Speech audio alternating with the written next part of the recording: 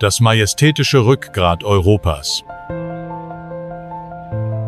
Jahrhundertelang blickte die Menschheit mit Ehrfurcht zu diesen Gipfeln auf, träumte davon, sie zu erklimmen. Ende des 19. Jahrhunderts jedoch wurde eine kühne Idee geboren: diesen unerreichbaren Gipfeln nicht nur entgegenzusteigen, sondern ihnen mit Eisen und Stahl einen Weg zu bahnen. Dies ist die Geschichte dieses Weges. Eine Erzählung vom Ringen des Menschen mit der Natur und von einer Entschlossenheit, die die Grenzen der Ingenieurskunst sprengte. Vom Grunde eines tiefen Tals bis zu den Gletschern auf dem Dach des Kontinents ist diese Eisenbahn nicht nur eine Verkehrsverbindung, sie ist eine Reise durch Zeit und Geografie. Alles beginnt in einem saftig grünen Gletschertal, erfüllt vom Flüstern der Wasserfälle. Die erste Etappe der Reise erfolgt mit einer historischen Zahnradbahn aus dem 19. Jahrhundert. Diese Technologie wurde entwickelt, um den steilsten Hängen zu trotzen. Der Zug krallt sich in die Schienen und beginnt seinen unaufhaltsamen Anstieg. Der Zug windet sich die steilen Hänge empor. Tief unten verwandelt sich das Tal, der Ausgangspunkt, allmählich in eine Miniaturlandschaft. Auf der Strecke erscheint ein Bergdorf, das für Autos unzugänglich ist, ein Ort, an dem die Zeit anders zu fließen scheint. Die Existenz und Entwicklung dieser Siedlung ist unmittelbar mit dem Bau dieser Bahnstrecke verbunden. Mit zunehmender Höhe verändert sich die Vegetation dramatisch. Üppige Wälder weichen alpinen Wiesen und rauen Felslandschaften, wo nur die widerstandsfähigsten Pflanzen überleben können. Der Anstieg endet an einem hochalpinen Knotenpunkt. Dies ist mehr als nur eine Umsteigestation, es ist eine Bühne der Alpen. Gewaltige Fels- und Eismassive präsentieren sich in ihrer ganzen Pracht. Hier endet die Aufgabe der ersten Etappe. Und die Bühne wird frei für den zweiten Zug, der den wahrhaft kühnen Teil des Abenteuers übernehmen wird. Wenn der erste Zug ein Panoramazug ist, so ist der zweite ein Epos der Ingenieurskunst. Die Idee stammt von einem wagemutigen Industriellen des 19. Jahrhunderts. Seine Vision war es, den Berg nicht zu umrunden, sondern ihn zu durchqueren, um den Gipfel zu erreichen. 16 Jahre dauerte der Bau. Tausende von Arbeitern sprengten und gruben sich bei eisiger Kälte, unter sauerstoffarmen Bedingungen, mit Dynamit und Spitzhacken durch diesen Fels.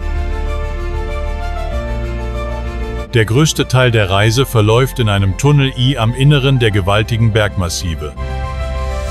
Dieser klaustrophobische Korridor öffnet plötzlich ein Fenster-I am Herzen des Berges, ein Eismeer. Hier haben die Passagiere die Möglichkeit, direkt aus dem Inneren des Berges auf einen jahrtausendealten Eisstrom zu blicken.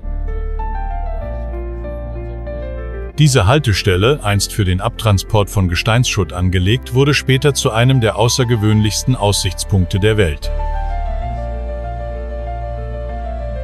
Und am Ende der 16-jährigen Mühen das endgültige Ziel, der höchste Bahnhof Europas.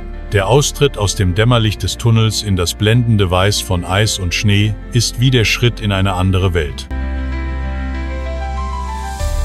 Die Aussicht von hier oben ist der Beweis dafür, warum dieses Projekt so bedeutend war. Der größte Gletscher des Kontinents schlängelt sich wie ein Fluss durch die Täler. Dies ist keine bloße Landschaft, sondern ein Fenster in die geologische Geschichte unseres Planeten. Der Visionär des Projekts erlebte diesen Moment nicht mehr, aber sein Traum öffnete die Tore zu dieser hochalpinen Welt für Millionen von Menschen, die keine Bergsteiger sind. Diese Eisenbahn ist nicht nur ein Bauwerk aus Stahl und Holz, sie ist ein unerschütterliches Denkmal des Respekts vor der Erhabenheit der Natur, der menschlichen Vorstellungskraft und der Ingenieurskunst.